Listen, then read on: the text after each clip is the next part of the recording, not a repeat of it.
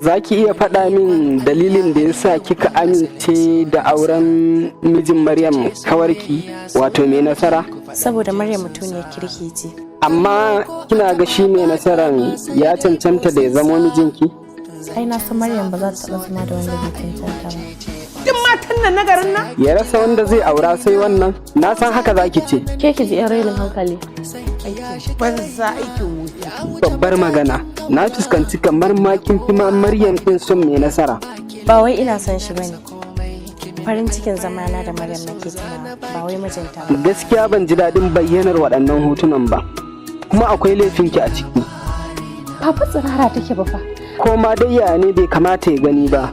Zaituna tana da hankali, hoton nan kuskure aka samu. Kuma abu ne da mata da yawa suke yi. Ke Safina, ya kamata ki goge hoton nan a cikin wayarki. Ni? Ke. Ai wallahi sai dai na mutu. In dai haka ne to sai dai a fasa auren nan. Kada a fasa auren nan. Mai nasara ga wata shawara. Ba na bukata. Ya kamata ka rabu da matarka ka auri Dr. Asiya. Akan me? Kai ne zaka gaya min rabu da matata? Kai zaka bani shawara? Babu wata shawara da za ku bashi ya ɗauka. Ina ma ga ƙoƙarin kama da ka iya masa wannan magana.